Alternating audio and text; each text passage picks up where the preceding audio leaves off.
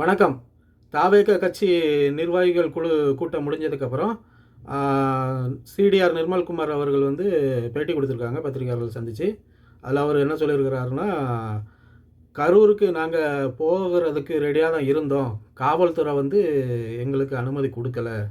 கிட்டத்தட்ட 3 மணி நேரம் நாங்கள் காத்திருந்தோம். 3 மணி நேரம் காத்திருந்தும் எங்களுக்கு காவல்துறை அனுமதி கொடுக்கல. மாறாக எங்களை தடியடி நடத்தி விரட்டினாங்க. எங்கள் நிர்வாகிகள் மீது தடியடி நடத்தி விரட்டினாங்க.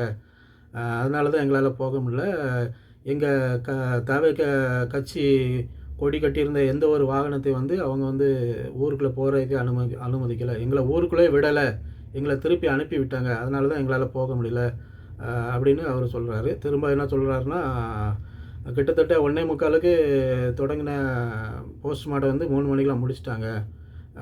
முதலமைச்சர் வந்து 3 மணிக்கு வந்தார். அதுக்குள்ளே 1:45 தொடங்கி 3 மணிக்கு வந்தார். அதனால் அதுக்குள்ளே முடிக்கணுன்ட்டு முடிச்சிட்டாங்க. பட்டுன்னு முடிச்சிட்டாங்க. இந்த இடத்துல தான் கிட்டத்தட்ட 1 மணி நேரத்தில் எப்படி போஸ்ட்மார்ட்டத்தை முடித்தாங்க. இந்த இடத்துல தான் எங்களுக்கு வலுவான சந்தேகம் இருந்ததுனால தான் நாங்கள் கோர்ட்டுக்கு போனோம். அதனால தான் எங்களால் வர முடியல, போக முடியல அப்படின்ட்டு அவர் ஒரு காரணத்தை சொல்கிறாரு. திரும்ப என்ன சொல்கிறாருன்னா, நீங்கள் ஏன் அங்கே பத்திரிக்கையாளங்க கேள்வி கேட்குறாங்க, நீங்கள் வந்து கரூருக்கே தாமதமாக தானே வந்தீங்க அப்படின்னு கேட்டதுக்கு அவர் பதில் சொல்கிறாரு. 2500 விஜய் வாகனத்தை வந்து 2500 இருசக்கர வாகனங்கள் வந்து பின்தொடர்ந்து வந்துட்டு இருந்தாங்க. அவங்கள எங்களால் சமாளிக்க முடியல. அவங்கள சமாளித்து கொண்டு வர்றதுக்கு கிட்டத்தட்ட அங்கேருந்து நாமக்கல்லேருந்து கரூர் வரைக்கும் 1 மணி நேரம் தான் ஆகும். ஆனால் 7 மணி நேரம் ஆச்சு.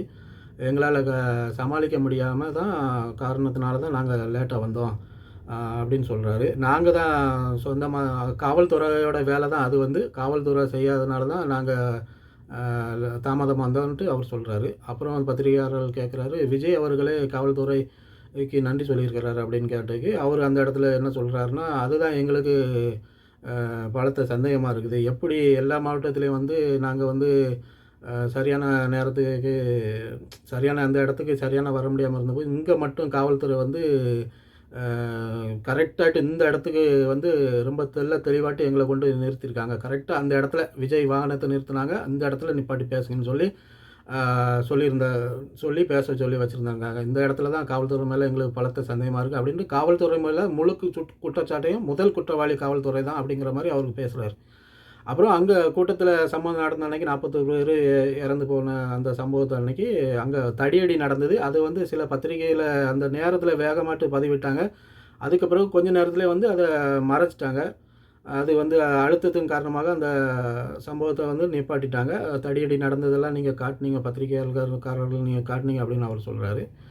திரும்ப என்ன கேட்குறாங்க அப்படின்னாக்கி, அதிமுக கட்சி கூட்டத்தில் வந்து உங்களுடைய தவேக கட்சி கொடியை வந்து காட்டினாங்களே, எதுக்கு என்ன சொல்ல விரும்புங்கன்னு கேட்டதுக்கு அவர் எடப்பாடி பழனிசாமி அவர்களும் வந்து அதை வந்து பெருசாக தான் அது அவருக்கு சாதகமாக தானே அவர் பேசினார் அப்படிங்கிறதுக்கு அது வந்து அவரோட ஈவும், அதுக்கு எங்களால் பதில் சொல்ல முடியாது அப்படின்னு சொல்கிறாங்க. அப்புறம் நீங்கள் 41 குடும்பங்களுக்கும் 20 லட்ச ரூபா கொடுத்துருந்தீங்க. அதில் ஒரு குடும்பத்துக்கு வந்து கொடுத்த 20 லட்சத்தையும் திருப்பி அனுப்பிட்டதாட்டு அவங்க சொல்கிறாங்கன்னு கேட்டதுக்கு அவங்க வந்து அது அவங்களுடைய குடும்பத்தில் ஏதோ பிரச்சனை இருக்குது, அதனால தான் அவங்க வந்து ஏதோ திருப்பி அனுப்பிட்டாங்கன்ட்டு அதை கொஞ்சம் மழுப்பி பேசினார். அரசு தரப்பில் இருந்தும் அவங்களுக்கு நேரடியாக போகலை, வேறு யாருக்கோ தான் கொடுத்ததாட்டு அவங்க வந்து சொல்கிறாங்க.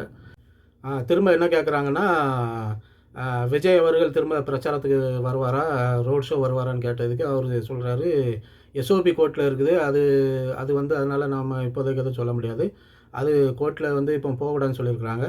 அதுக்கு உள்ள சரியான அங்கேருந்து கோர்ட்லேருந்து முடிவு வந்ததுக்கு பிறகு அதை பற்றி முடிவு பண்ணுவாங்க. மற்றபடி கட்சி சம்மந்தமாட்டு அரசியல் சம்மந்தமாட்டு கூட்டம் வச்சுக்கலாம் அப்படின்னு சொன்னதாட்டு அவர் சொல்கிறாரு. திரும்ப நீங்கள் வந்து யார் கூடயாவது கூட்டணிக்கு வைப்பீங்களான்னு கேட்டதுக்கு அவர் வந்து 1 மாதத்துக்கு முன்னாடி எங்கள் கட்சியோட நிலைப்பாடு என்னவாக இருந்ததோ அதுதான் இப்போவும் எங்களோட நிலைப்பாடு அதுதான் அப்படின்னு சொல்லி அவர் முடிக்கிறாரு. மீண்டும் ஒரு காணொளியில் சந்திக்கலாம் நேயர்களே. வணக்கம்.